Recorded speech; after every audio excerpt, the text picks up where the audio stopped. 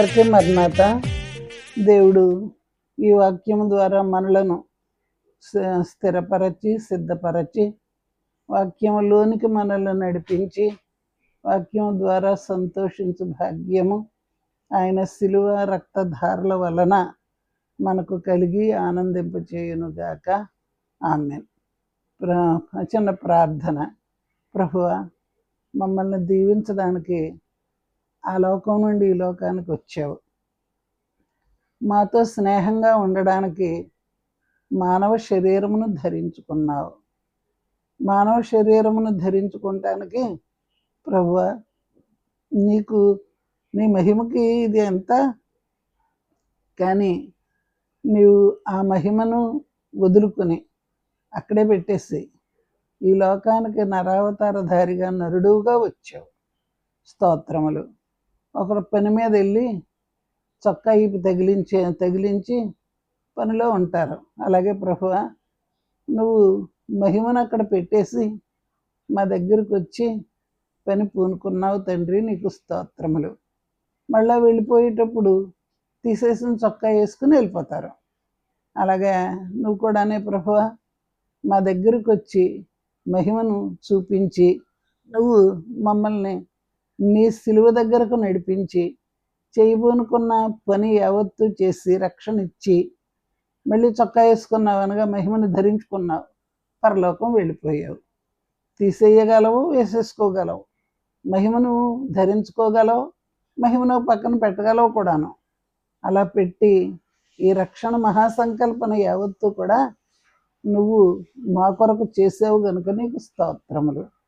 ఎలా వర్ణించుకోవాలో, ఎక్కడ చూసినా మెరిసిపోయి దేవుడివే ప్రభువా. కష్టంలో నష్టంలో ధ్యానములో మరియు ప్రార్థనలో ఎన్ని చూసినా అంత మెరిపే. వందనాలు. ఇదిగో సిలువ దగ్గర పిలాతు దగ్గర కూడా నీవు మెరిసావు. అందుచేత ఇంకా అధికారులని అందరూ పట్టుకుని బతిమాలుకుంటారు, కానీ ఇక్కడ అలా లేదు. పిలాతు నిన్నే బతిమాలుకున్నాడు, నాతో మాట్లాడవా అని. ప్రభువా, మాట్లాడవలసిన టైం వస్తేనే తప్ప ఒక్క మాట కూడా నీవు జవాబు చెప్పలేదు. ఎంత ఆశ్చర్యకరుడు. కంగారు పడలేదు, దిగులు పడలేదు, దెబ్బలకు భయపడలేదు, ఏమీ కనీసం మరి నువ్వు మనిషిలాగా ఏమీ లేవు ప్రభువా. మహిమలో శరీరంలో మహిమను చూపించావు. స్తోత్రములు. నాయన కృపణ, నీ మహిమను చూడటం ఎలాగో మాకు నేర్పించు.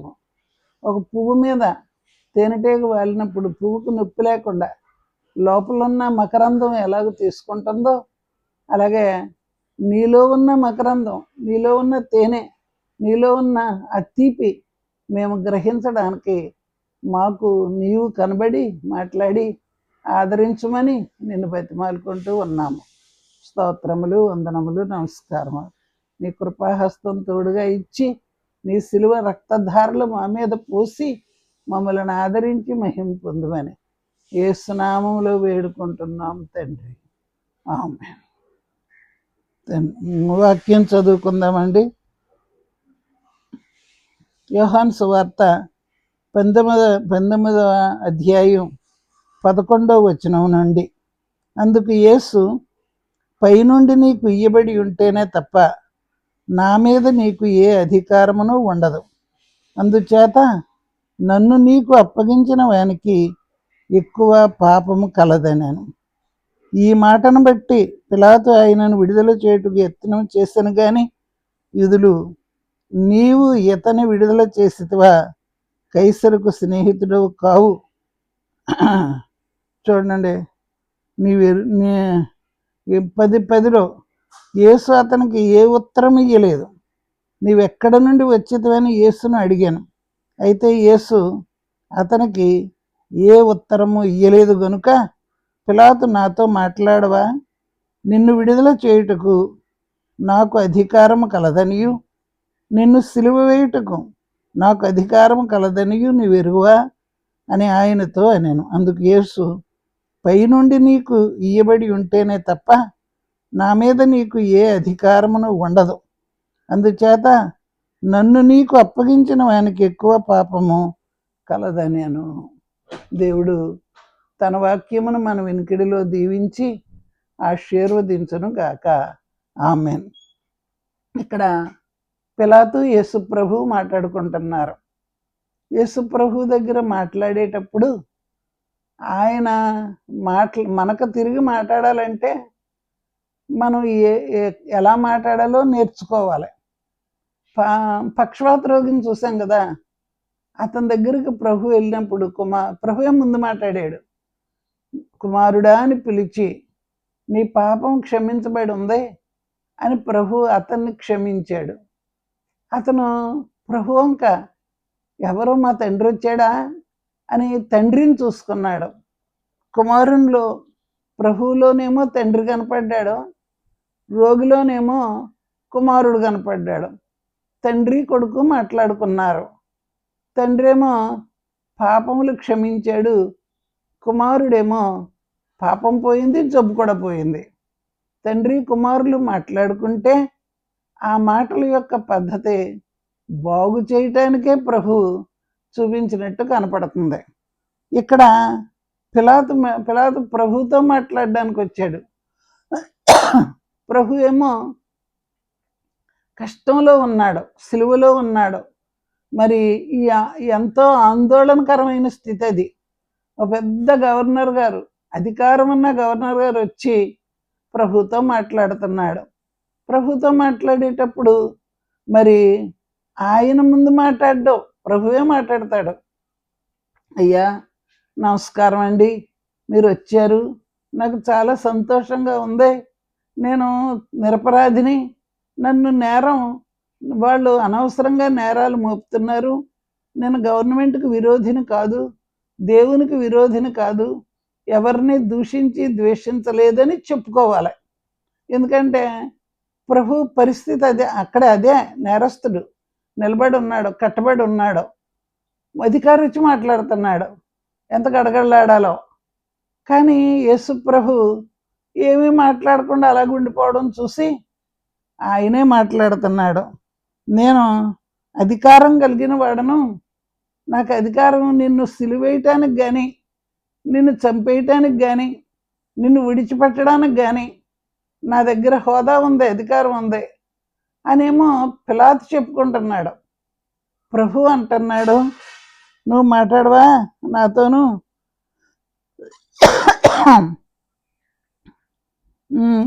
చూడండి, ఇక్కడ 19 వచనాలు ఉంది, నీవెక్కడి నుండి వచ్చితివి అని యేసు ప్రభువును పిలాతు అడుగుతున్నాడు.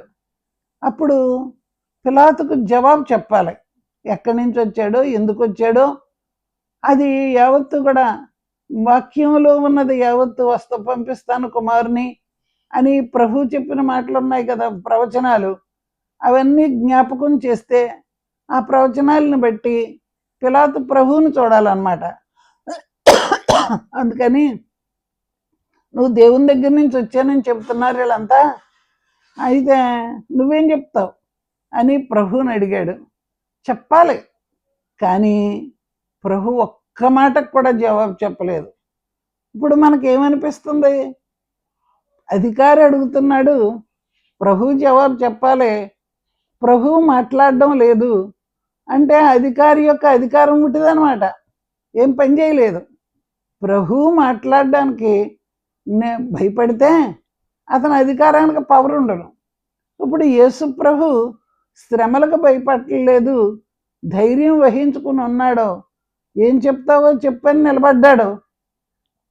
పిలాతుకు మతిలేదు, ఎందుకంటే ఎలా ఉంటాడో అని తెలియదు ఆయనకి. అందరిలాగే ఉంటాడు, అందరూ నేరస్తులు నేను కనపడితే ఎలా గడగడలాడిపోతారో అలాగే ప్రభువు నాకు గడగడలాడితే జవాబు చెప్తాడనేమో ఈయన కనిపెడుతున్నాడు. కనీసం ఆయన వినినట్టు కానీ, చెప్పడానికి ముందుకొచ్చినట్టు కానీ ప్రభు దగ్గర ఏ జవాబు రాలేదు. చూడండి, మనము దేవునితో మాట్లాడినప్పుడు, దేవుడు మనతో మాట్లాడినప్పుడు మనకి జవాబు రావాలి. ఇప్పుడు ఇక్కడ జవాబు తెచ్చుకోలేకపోయాడు పిలాతు. ప్రభుతో మాట్లాడవలసిన పద్ధతిలో మాట్లాడలేదు కనుక ఆయనకి జవాబు రాలేదు. మీరైనా సరే, నేనైనా సరే ప్రార్థనలోనికి వెళ్ళినప్పుడు ప్రభువుతో మాట్లాడతాం.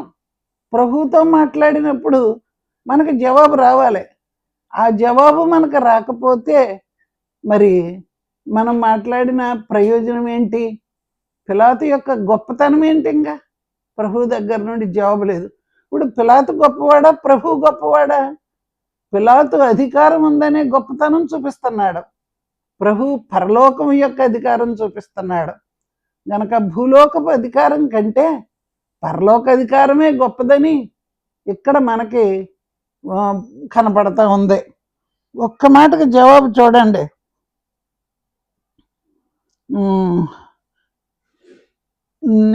నిన్ను విడుదల చేయుటకు పైనుండి నీకు ఇయ్యబడి ఉంటేనే తప్ప నా మీద నీకు ఏ అధికారమును ఉండదు.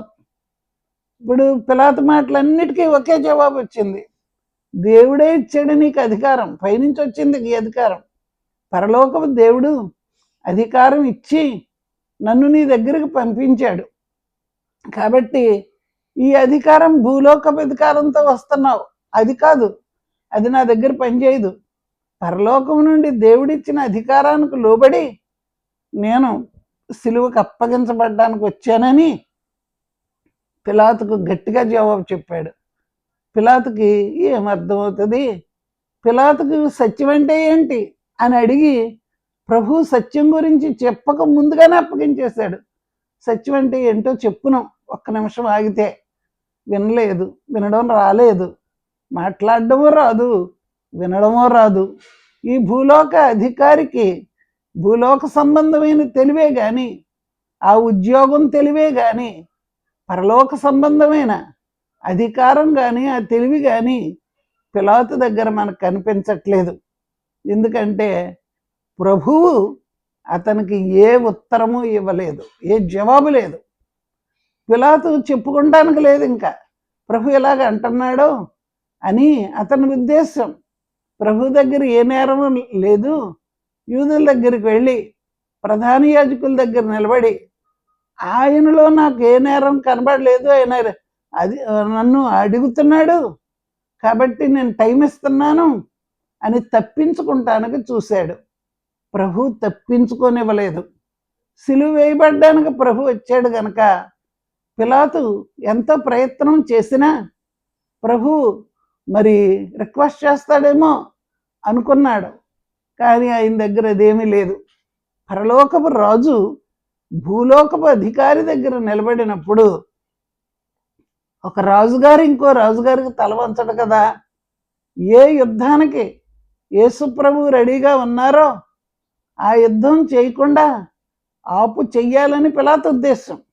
కానీ పిలాతు మాట నెరవేరలేదు, ఏమీ చేయలేకపోయాడు.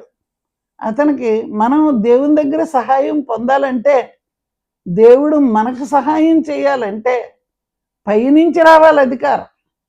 పైనుంచి వస్తేనే కానీ ఏ కార్యము మనం చేయలేము.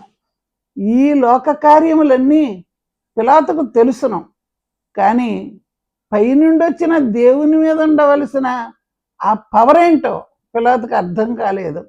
లోకానుసారమైన మనసు, శరీరానుసారమైన మనస్సు దేవుని మహిమను, దేవుని ప్రభావమును మరి చూడలేకపోయాడు. శరీరానుసారులు శరీర విషయముల మీద మనస్సునుంతురు, ఆత్మానుసారులు ఆత్మ విషయముల మీద మనస్సునుంతురు అని మనకు వ్రాయబడిన మాట ఇక్కడ కనబడుతుంది. ప్రభువు ఆత్మానుసారమైన రాజు, పరలోకము నుండి దిగివచ్చిన రాజు, దేవుని దగ్గర నుండి దిగివచ్చిన రాజు, దావీదు కుమారునికి జయమని మట్లాదివారం పిల్లలు స్తుతులు పాడిన రాజు. ఆ రాజుగారు వచ్చి పిలాతు ఎదుట నిలబడినప్పుడు పిలాతు తన అధికారం గురించి చెప్పుకుంటున్నాడు. ప్రభువుకు తెలియదా? అతని అధికారం ప్రభువు మీద పని చేయలేదు, అందుచేత అతను ఏమీ చేయలేకపోయాడు. ఇంకా ఏంటంటే విచిత్రం, పిలాతు తప్పించుకోవడానికి ప్రయత్నాలు చేస్తున్నాడు. యేసు ప్రభు తప్పించుకోవడానికి ప్రయత్నం చేయాలి, అసలు నేరస్తుడిగా నిలబడ్డాడు కాబట్టి. కానీ యేసు ప్రభు ఏమాత్రము కూడా ఈ సిలువ నుండి కానీ, శ్రమ నుండి కానీ, ఇతరులకు మాటలు, నిందలు, అవమానముల నుండి కానీ తప్పించుకునే ప్రయత్నం కనీసం ఒక్క మాటలో లేదు. పిలాతుకు భయం వేసింది. ఆ భయం ఏదంటే, పరలోకపు రాజు ఈయన, నిజంగా నేరం లేని ఆయన, ఈయన దగ్గర నేను నేరస్తుడిగా కనబడుతున్నాను, అందుచేత తప్పించుకోవాలనే ప్రయత్నం మరి చేశాడు. ఇప్పుడు నేరం ఎవరిదే? ప్రభువుదా పిలాతుదా? నేరం లేనాయన్ని సిలువకు పంపించడం ఏంటి? నేరం లేనాయన్ని చంపించడం ఏంటి? నేరం లేనాయన్ని కొట్టించడం ఏంటి? అది నేరం కాదా? నేరం లేదన్నప్పుడు విడిచిపెట్టాలి. నేరం లేదన్నప్పుడు, అన్యాయంగా వారు సిలువేస్తున్నారని అన్నప్పుడు ఈయన్ని రక్షించాలి. వారి కీడు నుండి, వారి ప్రమాదకరమైన స్థితి నుండి ప్రభువుని రక్షించాలి. ఎందుకంటే అక్కడున్నాడు కాబట్టి. ఆ ప్రయత్నం చేయకపోగా పిలాతు భయపడి, మరి భార్య చెబుతుంది, ఉత్తరం రాసి పంపించింది, ఆమె మాటలను బట్టి ఈయన నీతిమంతుడని తెలిసిపోయింది. వారు ప్రభువును తనే స్వయంగా చూస్తున్నాడు. ఆయన ముఖ ఛాయ కానీ, ఆయన ప్రవర్తన కానీ నేరం లేనివాడని తెలిసిపోతుంది. ఇప్పుడు ఆయన దగ్గర నుంచి ఎలా తప్పించుకుందామా అని పిలాతు ప్రయత్నిస్తున్నాడు. చూడండి ఎలా దొరికిపోయాడు. మనం కూడా ప్రభువు దగ్గర దొరికిపోయే వాళ్ళం. ఏ పొరపాటు ఉందో ఆ పొరపాటును ప్రభు మరి చూపిస్తాడు. నీలో ఈ పొరపాటు ఉందని. యేసు ప్రభువుని చూస్తేనంట మనలో పొరపాట్లన్నీ మనకే కనపడతాయంట. యేసు ప్రభు ఎదురుగుండా పిలాతు నిలబడితే పిలాతులో ఉన్న పొరపాట్లు పిలాతుకు కనపడుతున్నాయి. అదేంటంటే, నేరం లేనాయన్ని శిక్షించాలి, నేరం లేనాయన్ని సిలువేయాలి, నేరం లేనాయన్న మరి అన్యాయంగా కొట్టించాలి. అది ఇప్పుడు పిలాతు యొక్క అన్యాయపు స్వభావం, అన్యాయపు తీర్పు వీడు కనపడతా ఉంది. గనక యేసుప్రభు ఎదురుగుండా రండి, మనం ఆయన్ని చూద్దాం. అప్పుడు ఆయన్ని చూడటం మొదలెడితే మనల్ని మనకు చూపిస్తాడు. యేసుప్రభు దగ్గర ఉన్న లక్షణం, ఆయన మనకు కనబడతాడు, మనల్ని మనకు చూపిస్తాడు. అదే ఇప్పుడు జరిగింది. పిలాతును ప్రభు తనకు తాను చూపించాడు. అందుచేత తప్పు నాదే అని పిలాతు గ్రహించుకుని చేతులు కడుక్కున్నాడు. ఎందుకంటే నేరం లేదని చెప్పుకోవడానికి. అది లోకానికి మనుషులకి మెప్పేమో కానీ దేవునికి అది మెప్పేమీ కాదు. పిలాతు ఊరుకున్నా ప్రభు సిలువుకి వెళ్తాడు. వచ్చిన పని ఆయన చూసుకుంటాడంతే. ఏ పని మీద భూమి మీదకి వచ్చాడో ఆ పనిని నిర్వర్తించడానికి ఆయన రాజు.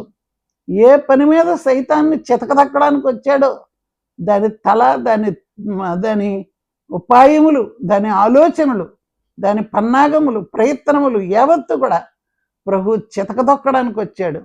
సిలువ మ్రాను కింద సైతాను సిలువ వేయబడింది.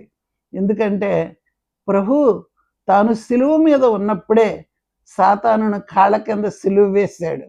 మరి సైతాను ప్రభు సిలువ, ప్రభు చనిపోయి మరలా పునరుద్ధానములో లేచాడు. సైతాను సిలువ పునరుద్ధానం లేనిది, మరి కీడుకు నరకమునకు లోబడినది. చేత సైతానుకు మనము భయపడక్కర్లేదు. ఇక్కడ సైతానుకు బలము లేదని, సైతానుకు జయము లేదని, సైతాను పని నెరవేరదని మనకి అర్థమైపోతుంది. తస్వం పగపెట్టినప్పుడు తోక మీద నిలబడి ఆడుతుంది, తోక మీద నిలబడి ఆడుతుంది. నిలబడి ఆడితే మాత్రం ఎవరు భయపడతారు? ఆడి ఆడి చివరికి వెన్నుపూస కదిలిపోయి లేగలేని పరిస్థితికి వస్తుంది. అలాగే ప్రభువు కూడా సైతానును ఈవేళ ఆడిస్తున్నాడు. ఎక్కడ? సిలువ దగ్గర, ప్రధాన యాజకుల దగ్గర, పెద్దల దగ్గర.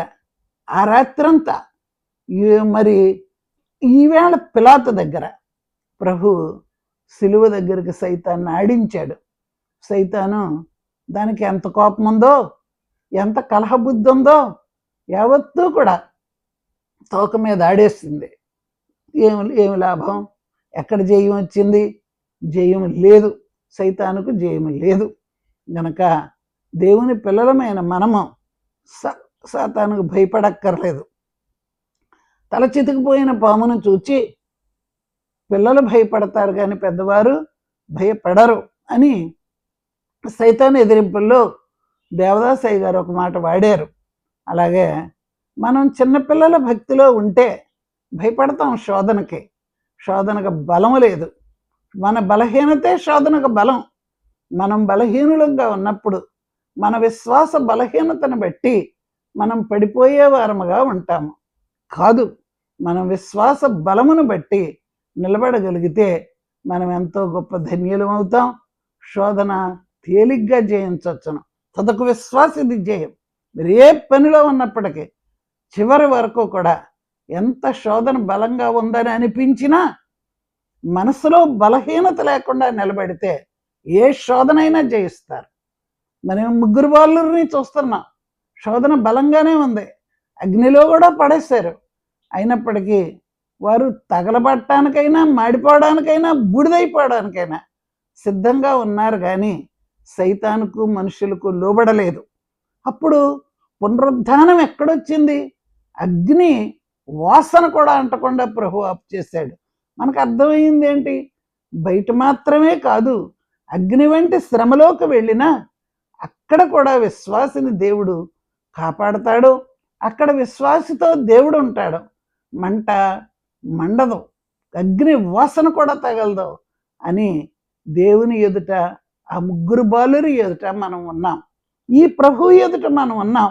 ఎంతమంది వాయుమండలంలో ఉన్న దెయ్యాలన్నీ, మనుషుల్లో ఉన్న దెయ్యాలన్నీ బయటకు వచ్చినప్పుడు మనుషుల అధికారం కానీ, దెయ్యాల అధికారం కానీ, వాటి పవర్ కానీ, వాటి కోపం కానీ, వారి ద్వేషం కానీ ఏది కూడా సిలువ దగ్గర పనిచేయలేదు. అన్నిటి మీద జయం ప్రభువుకు సిలువలో లభించింది. మనస్సు నిబ్బరంగా ఉన్న విశ్వాసకి అలా దొరుకుతుంది. నిబ్బరమైన విశ్వాసం కలగడానికి మనం ప్రభువును నిదానించి చూడాలి.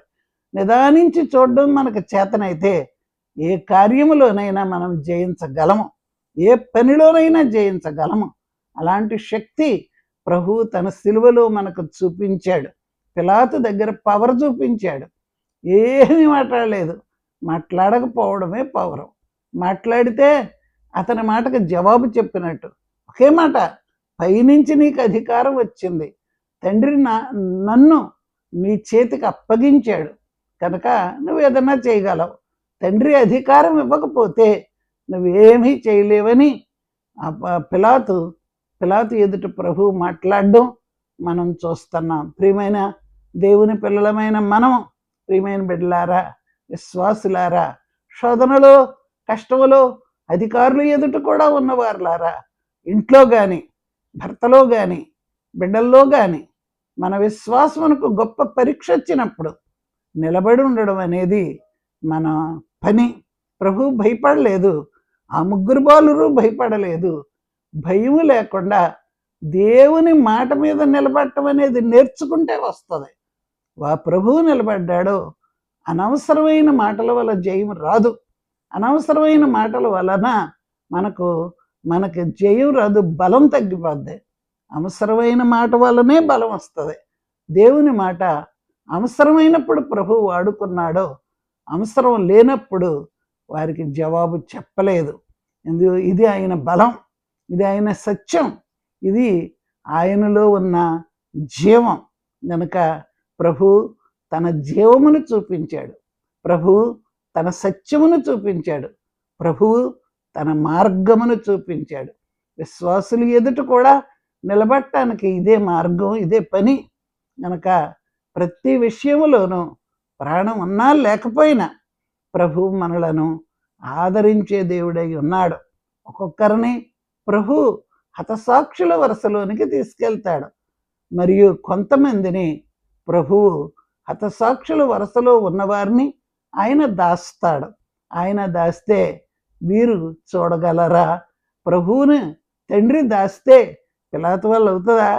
ప్రధాన యాజకుల వల్ల అవుతుందా? ప్రభువును తండ్రి అప్పగించాడు.